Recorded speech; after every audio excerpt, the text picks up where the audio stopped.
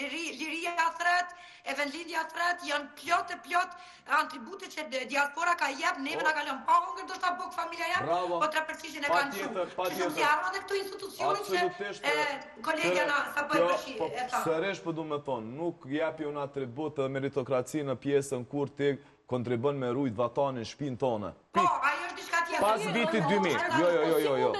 Kanë qenë familje që a kanë hequr fëmijëve të tyre, nuk i kanë çuar në një kurs për të luajtur piano ose një violinë, që është edhe pjesë intelektuale të edukimit që ti ja merr një fëmijë dhe e çon ti në Kosovë për të ndërtuar një shtëpi me edhe një rast tjetër, ka një 7, po ta jepi tash, cila është nëse s'po duam i vënum peshore se dalim kesh. Ka edhe një 17 vjeçar që ka marr armën në dorë, edhe i ka rujt familje tona për mos më fut.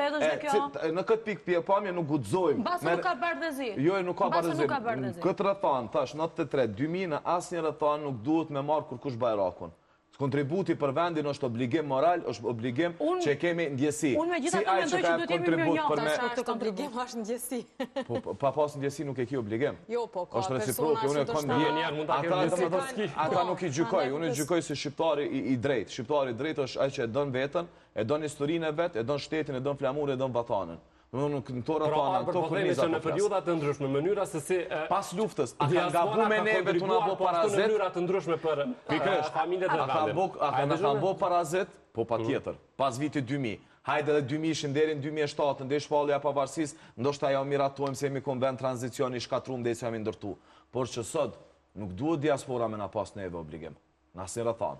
Sot jemi shteti pavarur. Besoj që ka ndryshuar shumë rrethana. Po Gjuli, në këtë pikë se po reagoj derisa po fliste për atë se sa diaspora dhe si e ka ndihmuar familjet por edhe Kosovën në përgjithësi.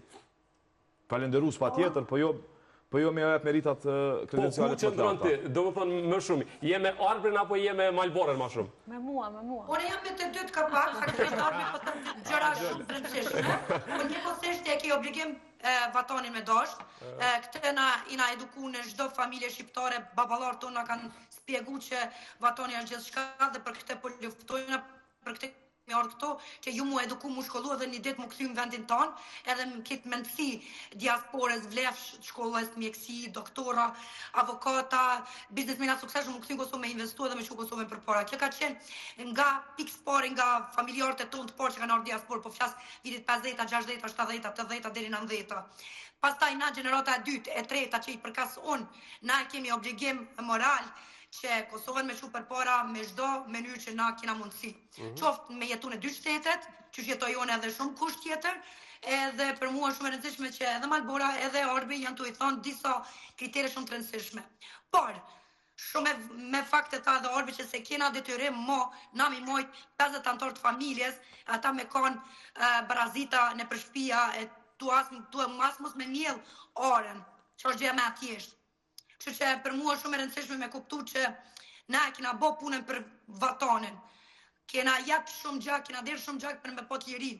Sot e kena një shtet shumë të formuar, kena institucione, kena një shtet që mundet me ecë për para, jena barabart me shtetet Ballkanas. Neve na pret vetëm puna dhe vetëm puna.